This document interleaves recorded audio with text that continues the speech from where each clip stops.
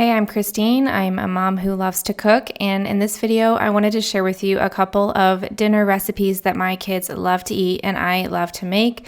I know how dinner can be a struggle sometimes, and so I hope this video inspires you and gives you some ideas for your family dinners. Tonight, I'm sharing with you a recipe that I love to make with butternut squash. This recipe is meatless, it's filling, it's very delicious, and we're using gluten-free pasta from Aldi. My husband prefers gluten-free. If you can use regular pasta, then go for that.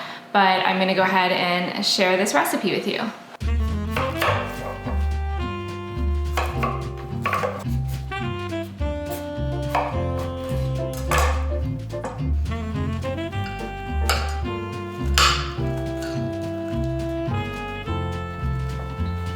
All you need to do is cut your butternut squash open in half. Cover it with olive oil, about a tablespoon, and a teaspoon of salt. And then you're gonna bake it I'm gonna turn it upside down. And bake it at 400 for about 30 minutes or so. We'll see how long it actually takes. You just wanna be able to poke a knife through the skin and it will easily go through. While that is roasting, you're gonna get going on your sauce. So first you're gonna wanna chop up a whole onion and 4 cloves of garlic. You're gonna saute the onion in a tablespoon of olive oil and a teaspoon of salt. Let that go. While that is cooking, you can shred your cheeses. I'm using my Vitamix and I'm putting in a whole lot of Parmesan and blending it on high speed to turn it into a powder. Now you need to cook your pasta, so bring a pot of water to a boil and add in a handful of salt, trust me on this, and let that boil for about 8 minutes. And then you're gonna season up your onions by adding in garlic and seasonings. I did a teaspoon of thyme, a half teaspoon of rosemary and oregano, and a 1/4 teaspoon of pepper. Let that go for another minute or so. I am thawing out some bone broth because I'm gonna need a little bit of that.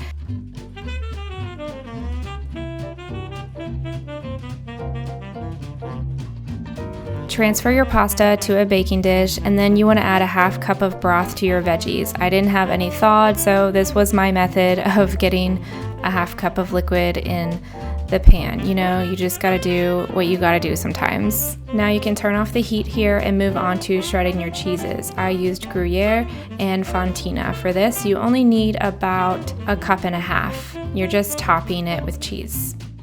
I have been waiting to use this cheese for the perfect meal, and I think I found it. It's very French, I think. I just know I don't normally buy it, and I'm excited to use it. The butternut squash is done roasting, and now you can move on to making your sauce. I just left the Parmesan cheese in the blender. I took some of it out just to save and left a half cup in the blender, and then add in your butternut squash, all of those veggies, another teaspoon of salt, and then I also added in a half cup of half and half.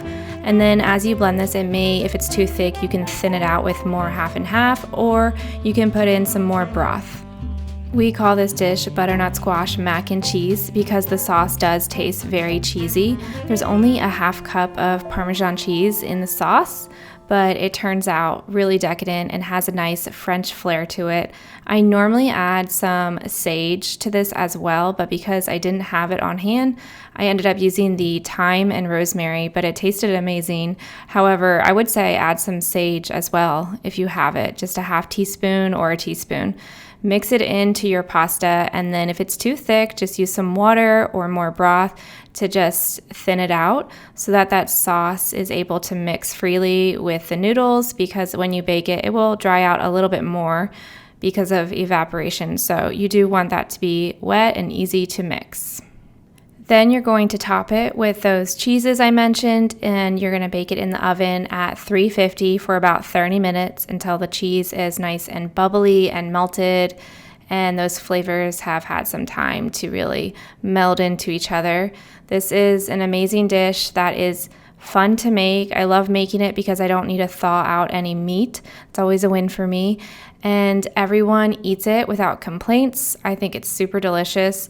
We love the leftovers, and I posted the full recipe on my blog. So if anything was unclear, you can go to the link in my description and you can print out the recipe and get all the details you need.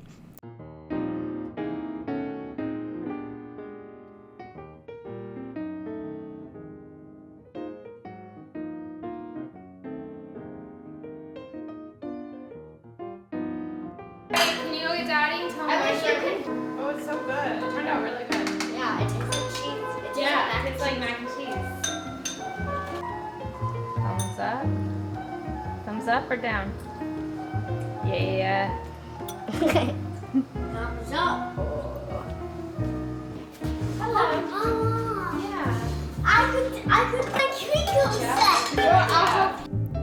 All right, so this is our weekend. This is Saturday. I was doing some general housework on this day, and we were gonna have burgers for dinner. So to prepare for that, I wanted to make my homemade burger buns.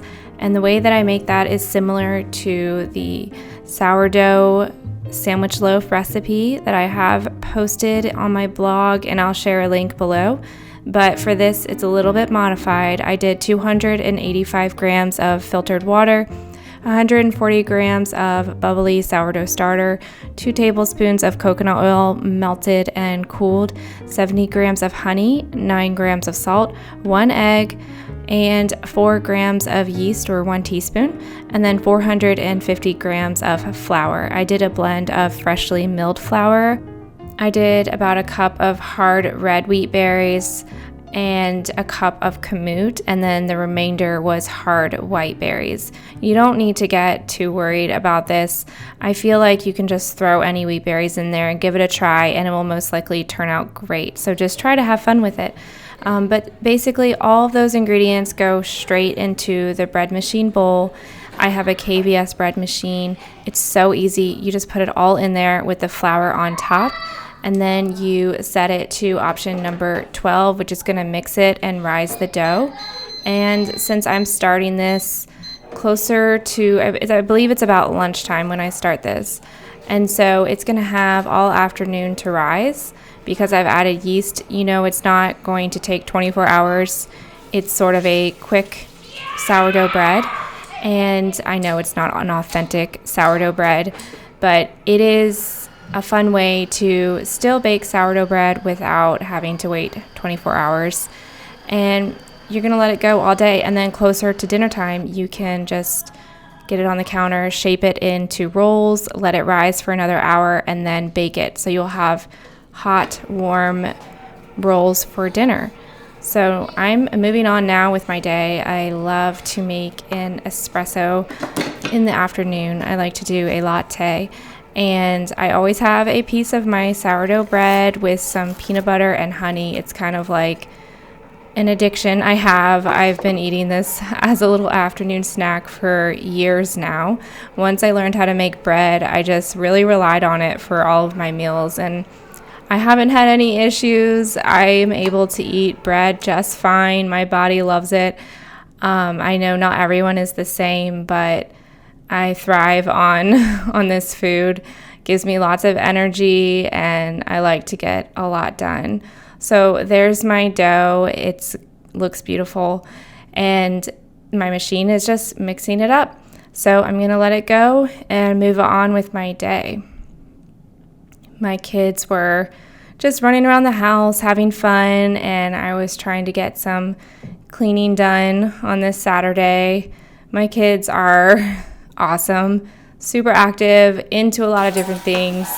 They don't always clean up after themselves. They do have some chores, but I'm gonna be honest, I do a lot of the cleaning because it's just easier to just get it done. So my husband had taken the boys out to get their haircuts, and it was just a really nice Saturday at home, which is my best, favorite kind of day.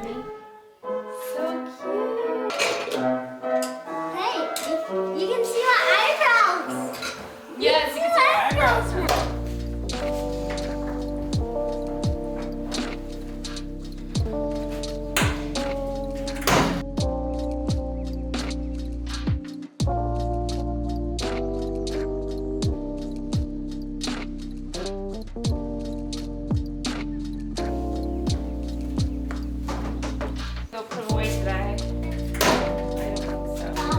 Ew, I got it a long time ago. I've only used it once. Oh, I remember that. But we don't get I even have an extra wick, and you can melt the wax in this.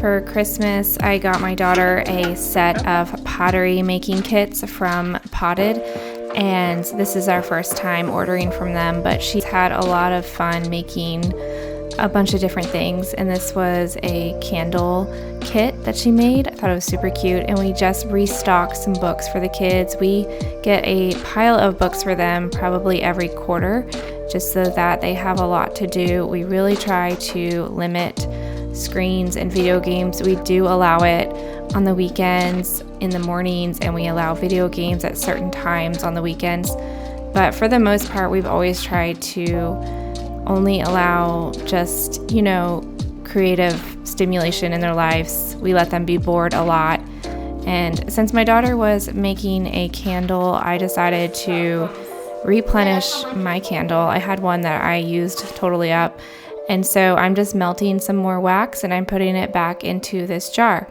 This jar was actually one of those butter dishes. I don't know if you've heard of those, but I didn't really like it for the butter, so I turned it into a candle.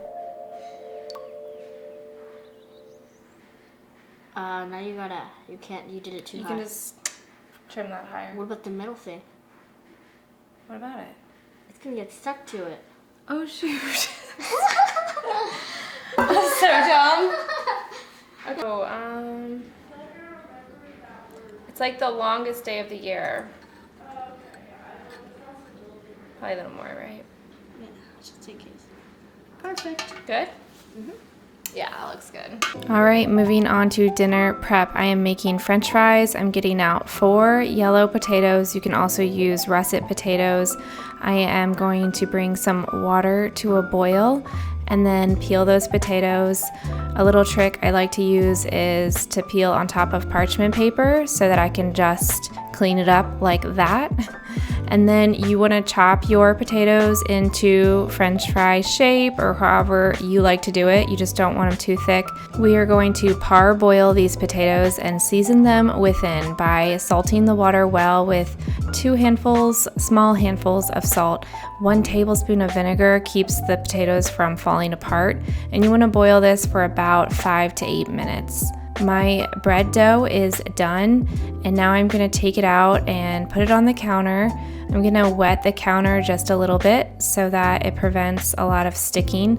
You don't want too much water though, because then you won't be able to shape the rolls very well. But you want to get all the dough on the counter and use a bench scraper to cut the dough into 4 pieces and cut each piece into 2. And that should give you 8 even pieces. And then shape them each into a roll shape and then put them on a parchment lined pan and cover it with a towel and let it rise while you're working on everything else, because you've got a lot to do tonight.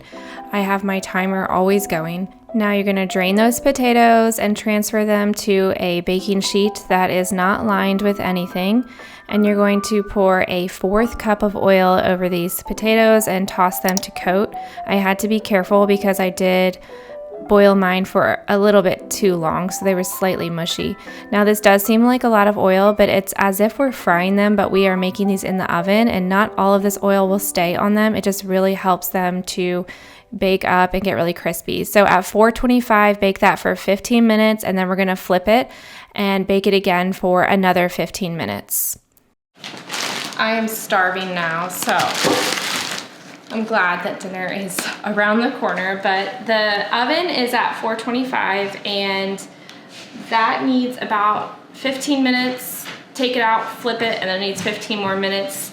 The hard thing about this meal is I have 3 different things that I need to bake in the oven. So I'm gonna get the burgers in the oven on this tray on the top rack, and it's not ideal because it blocks the ventilation, but that's just how we're gonna do it. And these burgers are gonna barely fit on this. It's not big enough, but we're just gonna roll with that tonight.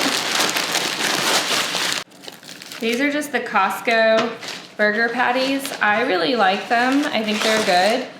I've made them myself before, and I tend to just like these better.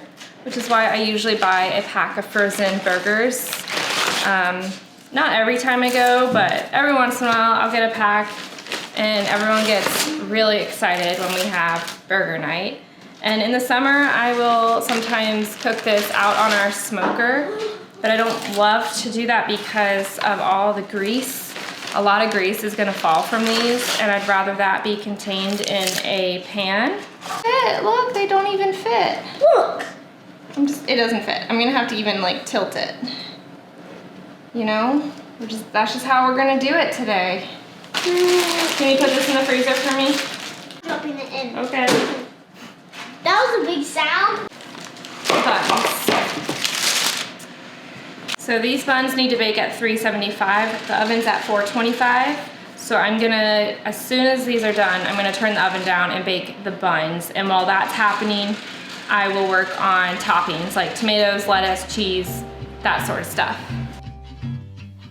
I'm pulling the potatoes out now, and I'm gonna very gently flip them because we wanna get both sides nice and crispy. Okay, whatever. We're gonna be a shake pot.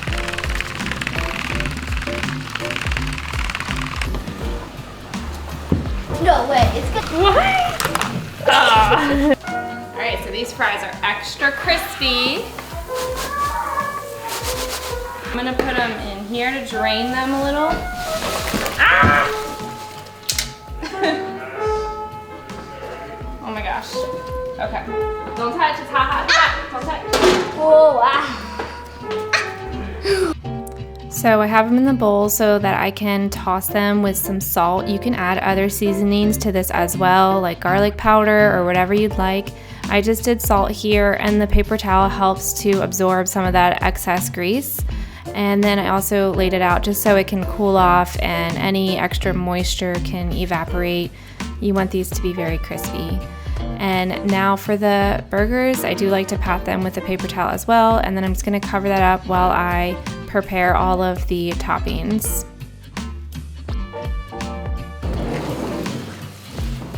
I'm not very good at controlling this. You like it?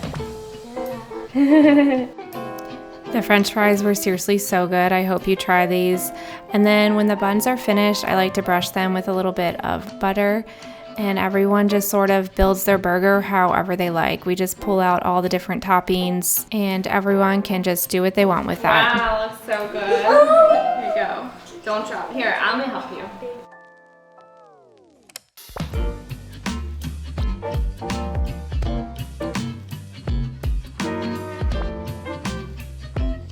Thanks so much for watching this video. I hope it gave you some ideas. I hope it helps you in some way. And I've included all of my links to the different items that I use in my kitchen, as well as a link to my blog, which has the recipe for the butternut squash mac and cheese. I hope you try it out, and I hope you like it. And I will get back to doing dishes until I see you next time. We're gonna watch the movie today.